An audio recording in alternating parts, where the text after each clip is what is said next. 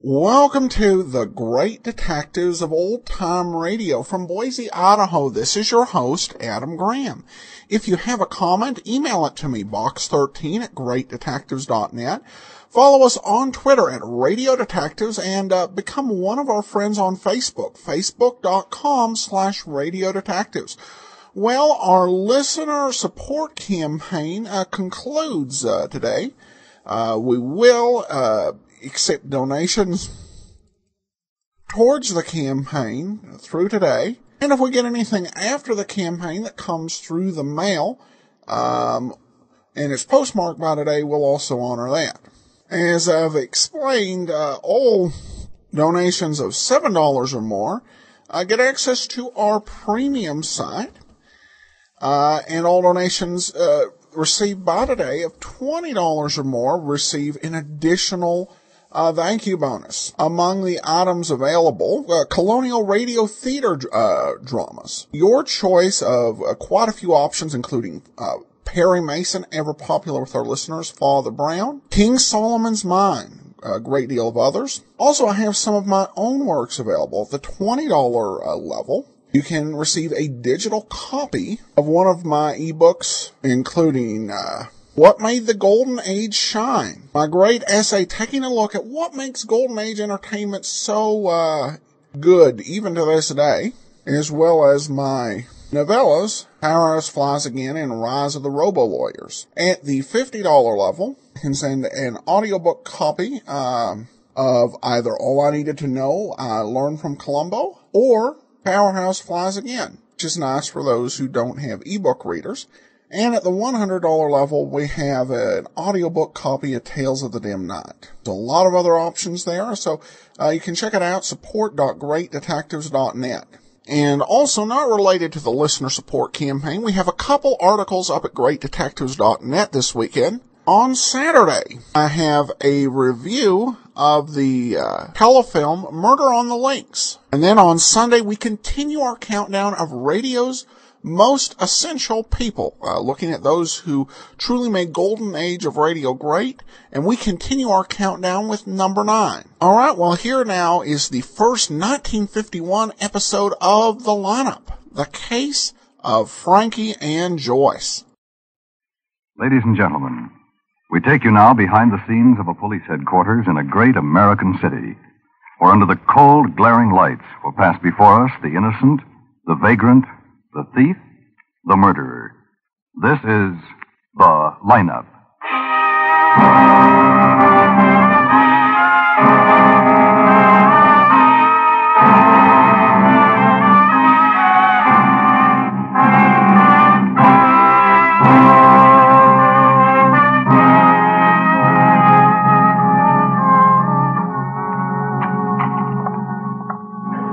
I hope this won't take long, Lieutenant. I've got to get back to my milk wagon. It won't take long, Mr. Mayo. Now, let's sit here. Golly, just think. If I hadn't been delivering milk, I wouldn't have seen this fella run out of the alley. Just so you can identify him. Oh, I can do that. I'd know him any place. By the way he scared Olga. Olga? My horse. This dead girl, Lieutenant, all dressed up like she'd been dancing somewhere. Had she been dancing somewhere, Lieutenant? That's something we have to find out. Dancing. Then a few hours later... you never May know, I have do you, your Lieutenant? attention, please? No, I guess you never do. Dancing. You people out there on the other side of the wire in the audience room, may I have your attention, please? Thank you. My name is Greb, Sergeant Matt Greb. I'll explain the lineup to you. Each of the suspects you will see will be numbered. I'll call off a number, their name and charge. If you have any questions or identifications, please remember the number assigned to the prisoner as I call his name.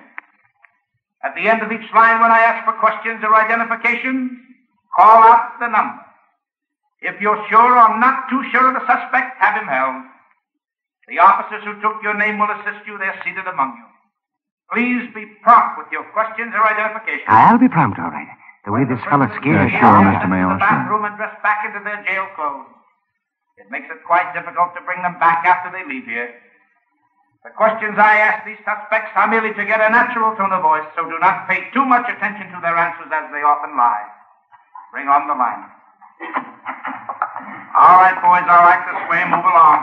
You, the first boy. Yes, you. Pick up your feet. Walk to the end of the stage and take your place. The rest of you follow. Now turn and face front, hands to your side. Look toward the people out there. They want to see you. Number 1, Phil Rosiger, vagrancy. Where do you live, Phil? Near the arena. I like the wrestling matches. Where were you arrested? In a wrestler's dressing room. I like to help the wrestlers. What do you do for a living, Phil? I'm between engagements, Sergeant. Number 2, Molly Deegan, burglary. Where do you live, Molly? Baker Street. Where on Baker Street? Number 3. What were you doing when you were arrested? Gone home. The arresting officer found you crawling through a window on Vista Drive. It was foggy. I must have lost my way. Number 3, Ozzie Duval, open charge. Where do you live, Ozzie? I didn't do no murder, honest. Where do you live? Haven't I been doing all right? You had no trouble for me for 6 months now. Haven't I been doing all right? Him. The one with the mean eyes. Number 3. You're sure, Mr. Mayo? His eyes. No wonder he's scared, Olga. Any questions or identification? Sergeant Graham. Yes, Lieutenant. Number 3, hold for interrogation.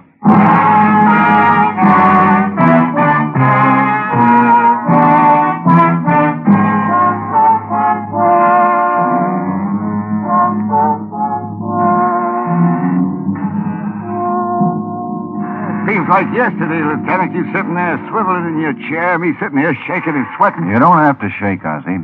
Just tell me about it. This time is serious, huh, Lieutenant? Yeah, Ozzie? Serious. Because a girl named Joyce Ronson was killed. Because you were seen at 5 this morning running out of the alley where she was found. Well, you'd run too, Lieutenant. What were you doing in the alley? I told the Well, cop... tell me. Well, sure, I'll tell you. It's why I'm sitting here and you're swiveling back and forth in your chair. It don't do no good to lie, I know that. Now, tell me. Sure. Well, it's early morning, maybe 5 o'clock. I'm walking along going home, you know. I passed this alley. I happened to look into it. What happened? Please, Lieutenant, you asked me to tell you. Well, I look into this alley and I see the dame. Her fancy clothes stretched out. I'm curious. I go closer. When I see what I see, I don't have to go closer. I run. What did you see, Ozzie? Somebody plugged her in the head. Bad, very bad. You knew she was dead. Why didn't you call the police? What was my record? You kidding, Lieutenant? Ben, Yeah, come in, man. we got the medical on Joyce Ronson, Ben. Time of death established. Uh-huh, when? 2 a.m., a little this way or that, but 2 a.m. Oh, what's so funny?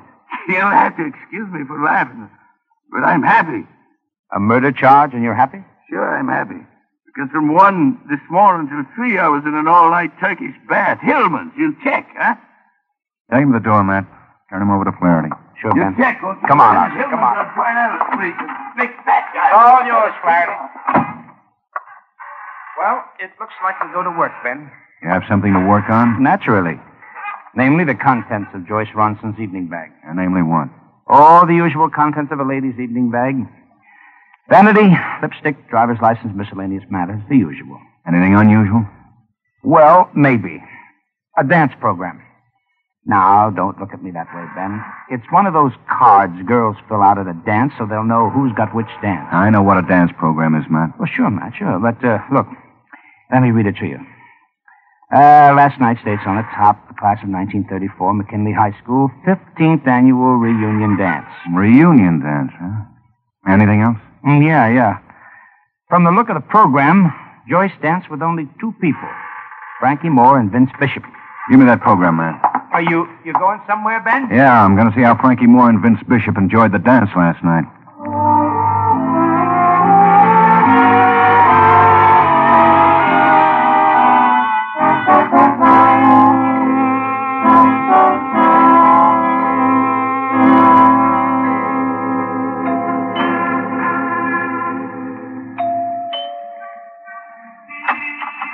Yes? I'm looking for Frankie Moore. Oh, he's not in. I'm Mrs. Fisher, Frankie's landlady. You can give me the message. He'll be back soon? Mister, I'm like a mother to my boys. But I'm a good mother. I don't ask them where they're going or when they're coming back. Are you here about the wedding? Wedding? Yeah, Frankie's wedding. He was getting married this week. He told me, just like he'd tell his mother. He and Joyce were announcing it at the dance last night. Joyce Ronson? Oh, you know her name, so you must be here about the wedding. I'm afraid you're too late. I'm from the police, Lieutenant Guthrie. Oh, then it's the murder that brings you here. I read about it in the papers. Have you seen Frankie this morning? I wish I had. Poor boy. He'll need comforting. A mother's comfort. Somebody to... Oh, no, sir, I haven't seen Frankie. When he comes in, tell him to get in touch with me, please.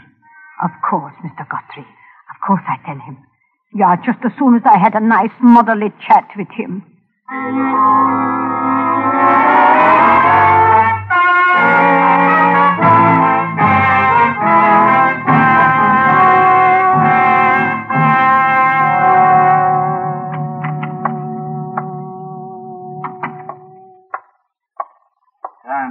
Yeah?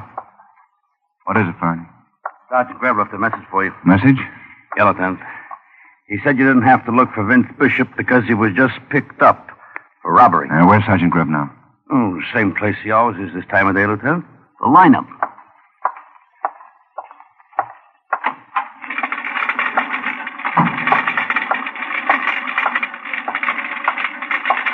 The officer who arrested you said you were loitering, Pete.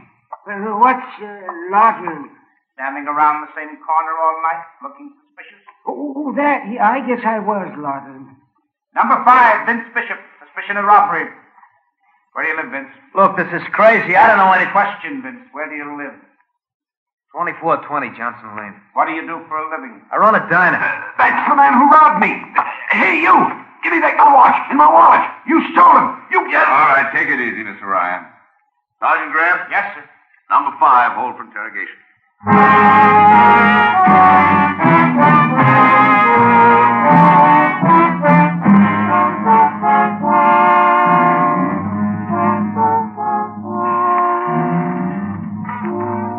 You're making a mistake, Lieutenant Guthrie. A big mistake. Vince, what time was it when you held up Mr. Ryan last night? I didn't hold him up. Him or anybody else. Look, I run a diner. Mr. Ryan says it was around 1:30. He says he knows because he was looking at his watch when you asked him for it. He's lying. Wait till my wife gets here. She'll prove he's lying. We've sent for your wife. She's going to say you were with her? She will. She will because I was. Well, tell me about it. Okay. It'll make you feel like a policeman to make me answer questions, so I'll answer. Until my wife gets here. Then we'll just be citizens together. Ask away. How well did you know Joyce Ronson? What's that got to... Oh. I see. I read about Joyce. You've done some checking. You're looking for a pigeon. Huh? Isn't that the way it is, Lieutenant? A nice, fat pigeon? How well did you know her? How well is well. I went to school with Joyce. Saw her now and then in the street. Danced with her at reunion dances. Like last night? Like last night. Just before Frankie Moore announced he and Joyce were going to play wedding tunes together. Funny thing. What? Joyce. She didn't seem like a girl about to hear a wedding. She was scared. I wondered what it was. Oh, no. I'm scared. Scared of you, maybe, Vince? Blind alley, Lieutenant. You're trying to make me say I killed Joyce Ronson. I didn't. No. Because just before Joyce was killed, you were on the other side of town filling your pockets with Mr. Ryan's belongings. That's what happens. You get friendly with a cop, give him information. That's what happens. Yeah? Mrs. Bishop. Send her in. Now you'll see, Lieutenant. Vince, why are you here? What's this all about? Look, honey, tell Wait a minute, Vince. Mrs. Bishop, I sent for you because I have to ask you a few questions. Certainly. But I don't understand Last night, you went to a reunion dance. Your husband was with you, wasn't he? Of course, we always go everywhere together. You hear that, Lieutenant? We go everywhere. I'll do the talking, Vince. After the dance, Mrs. Bishop, what time was it when your husband left you? Left me? That's right. Went out for a walk or maybe a glass of beer. Left the house. Lieutenant, you think Vince did something last night? Something against the law? I'm not saying he did, Mrs. Bishop, but he might have. Well, he didn't. And you know why? Because he was with me the whole night. The whole night, Lieutenant.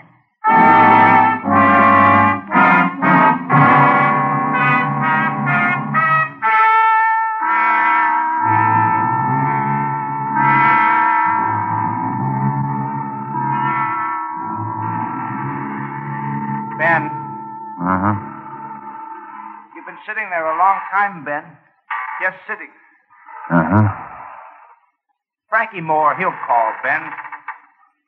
I know what you're thinking, that maybe he won't call. That maybe Frankie killed Joyce Ronson and is now putting space between us and him. Oh, I don't know, Matt. You want us to go looking for Frankie? No, not yet. We'll wait a few minutes more. Well, if you say so, but Lieutenant Guthrie. Yeah? Oh, yes, Miss Fisher. Yeah, right away. Now, let's go, Matt. That was his landlady. Frankie Moore just came in.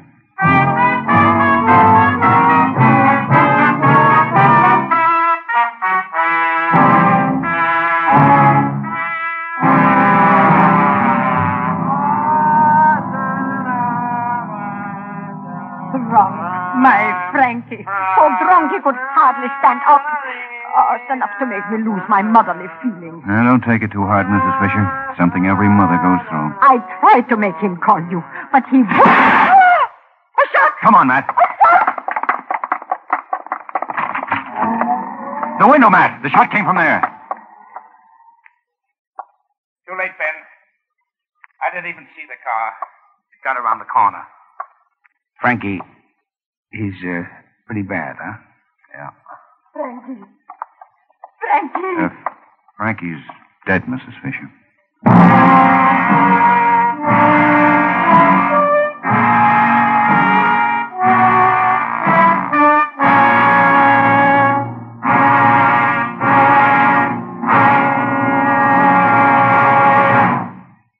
It's your listening post to the world.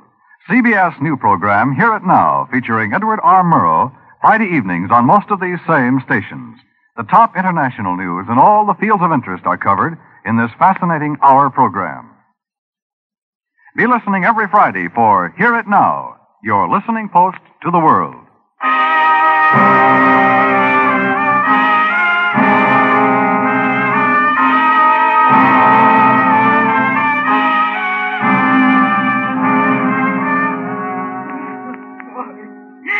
Mrs. Fisher.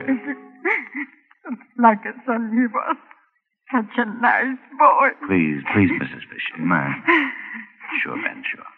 Mrs. Fisher, I just want to tell you, Sergeant Greb and I, what it hurts us that we were too late to save Frankie's life. Yeah, I know that, Lieutenant Guthrie. I know that. And now we'll need your help. My help. I can't help Frankie now. It seems like just yesterday I took Frankie down to the corner drugstore for a hot fudge sundae. Frankie was fond of hot fudge sundaes? Oh, no. Only when his daughter was here. His daughter? Yeah, that's right, Lieutenant. Frankie didn't talk much about her. Poor little thing, always dressed in that ugly uniform. Oh, what kind of uniform? Oh, I'm sure I wouldn't know, Lieutenant. I never pried into Frankie's affairs. But I tell you, that long-nosed drugstore clerk, he would know. He knows everything. Matt, go buy yourself a hot fudge sundae. I'll meet you back at headquarters.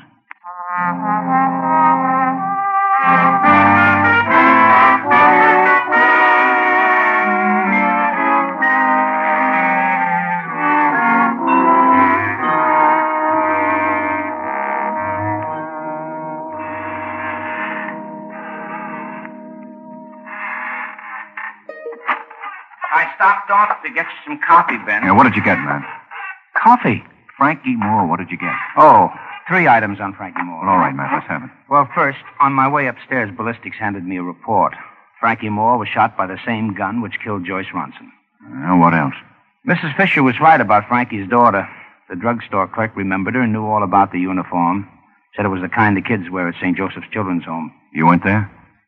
Ben, the headmistress at the Children's Home told me all about the child, but was unable to produce her even when I insisted. Well, get off it, Matt. What else? Because the child had been picked up this morning by the mother, identified only as Mrs. Frankie Moore, and accompanied by an old dancing teacher from McKinley High School named Ella Barnes. That's all, Matt? Well, that's all, except that Miss Ella Barnes could not be located. But she's due at McKinley for her dancing class at 4 o'clock, which is in about 15 minutes. Hey, Ben. Your coffee, Ben.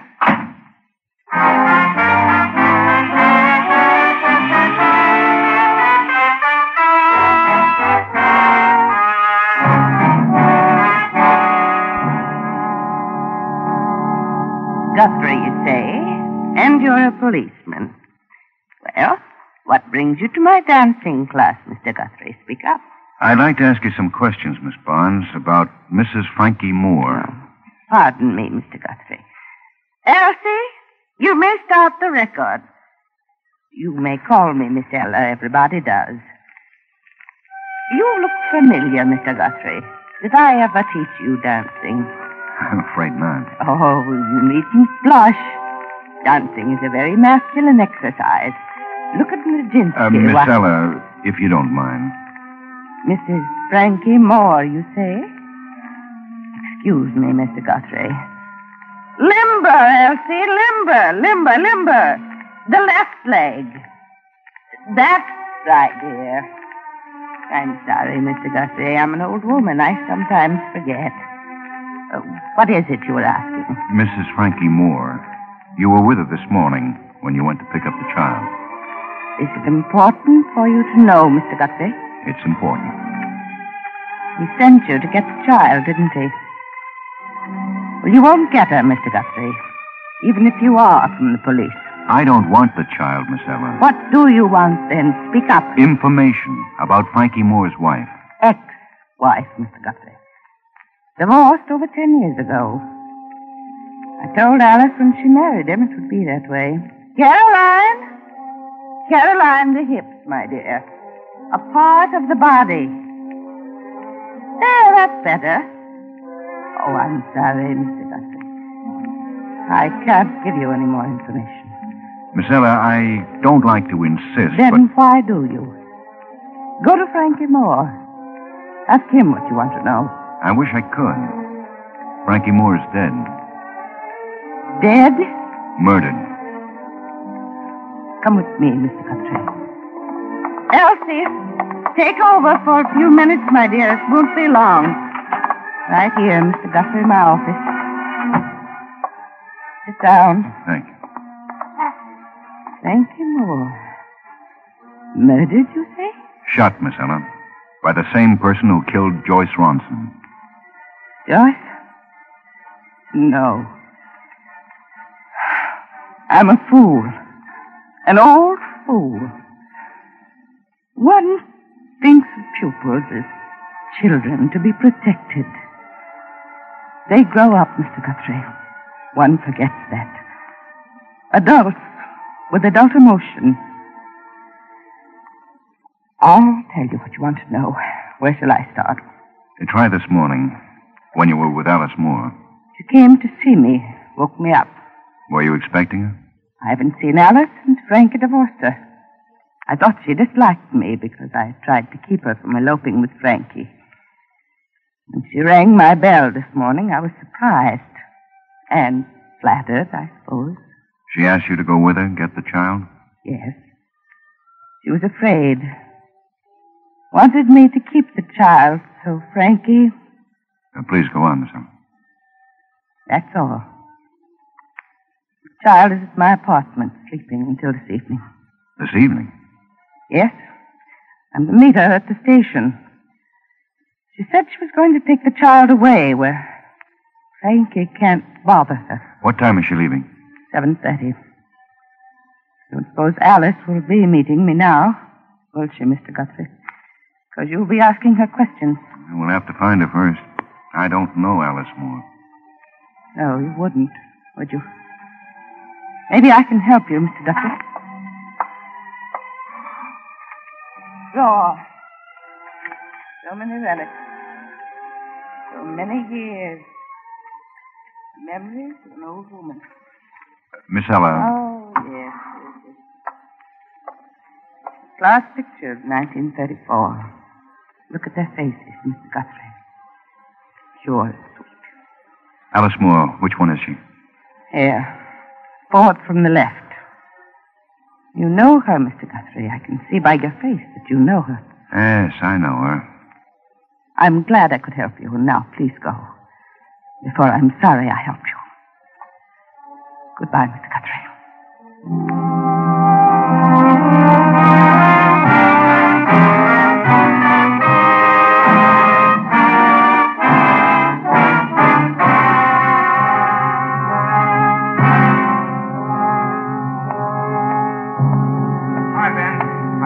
fast as I could. Now we've got time, man. Where's your car? Around the corner, like you said. What's up? Is that Vince Bishop's diner over there? Yeah, the one with the green light. Uh-huh. You didn't answer my question, Ben. Do you think Vince Bishop's wife killed Joyce and Frankie? I don't know yet. I think so. It's a long shot, Ben. You know that, don't you? Just because Alice Bishop was once Alice Moore. If we're wrong, it could mean trouble. Yeah, we'll take that chance. Now, Ben, before we go in there, why don't we just pick up Alice Bishop, take her to headquarters where we can talk to her quiet like... Why not, huh? Because this is the way I want it. Come on, let's go. Just a minute, Ben. Aren't you forgetting something? What? Vince used his wife as an alibi to clear him on that robbery charge. That means they were together. That's why I want them together now. Come on.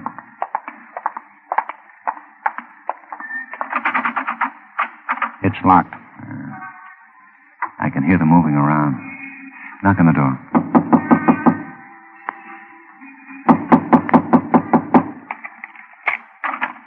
We're closed. There's a sign on the door says closed. Oh.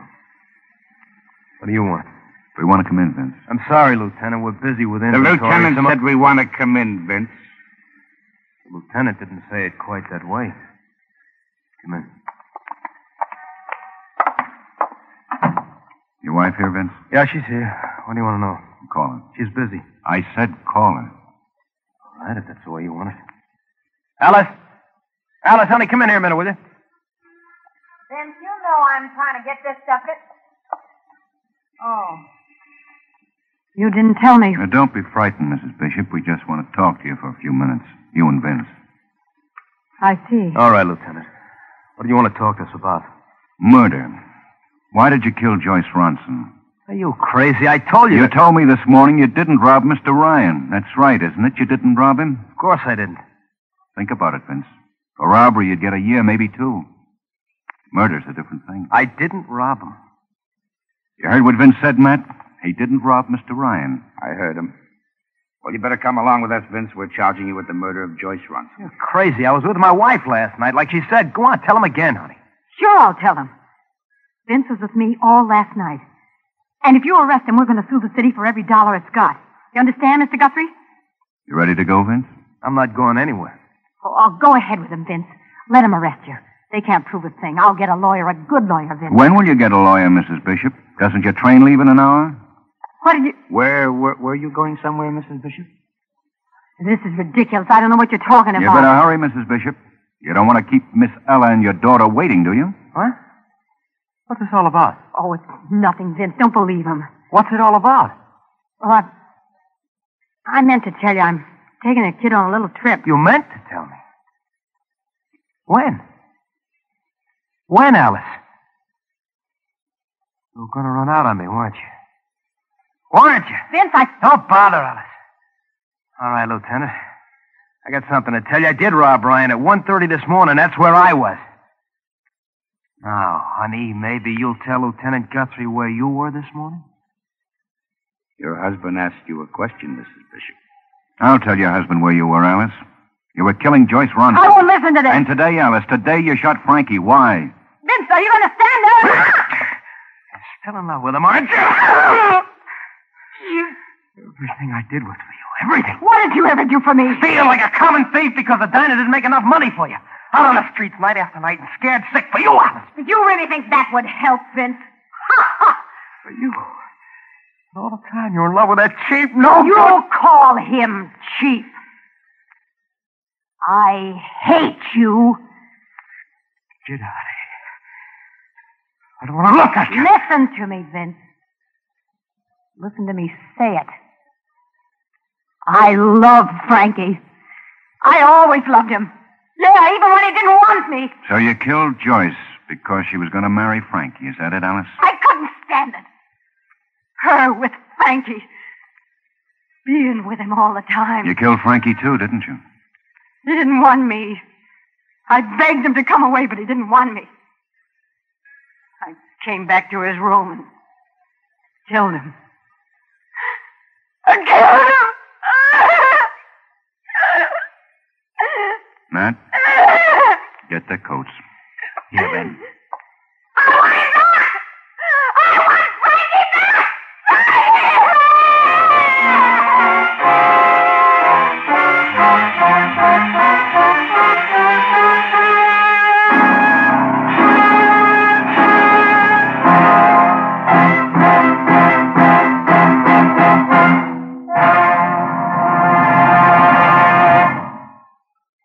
lineup, where before you pass the innocent, the vagrant, the thief, the murderer. Listen again next week when we again bring you the lineup.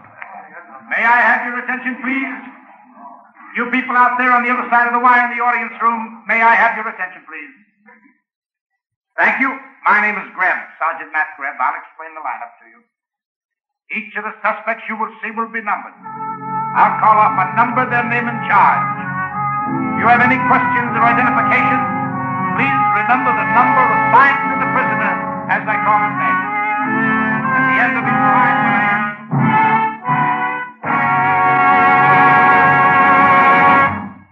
The lineup, starring Bill Johnstone as Lieutenant Ben Guthrie and Wally Mayer as Sergeant Matt Greb, was written by Charles E. Israel with music by Eddie Dunstetter.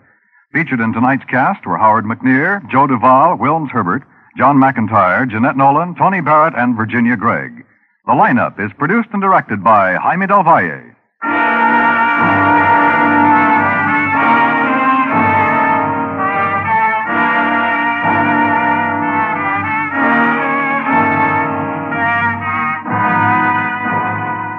Mark it down. This Sunday, January 7th, the day Charlie Wilde checks in at CBS, the Star's Address. You'll enjoy the adventures of Charlie Wilde, a private eye with a whole set of fascinating, unorthodox methods for dealing with men on the shady side of the law. Charlie Wilde, Private Eye, will be heard on most of these same CBS stations every Sunday, starting this Sunday, January 7th.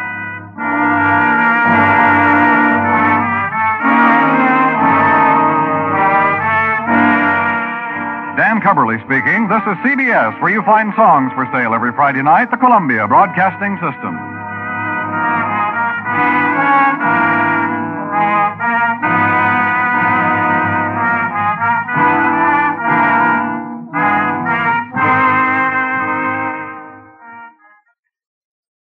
Welcome back. Well, we saw, I've mentioned before that the lineup can best be viewed as a kind of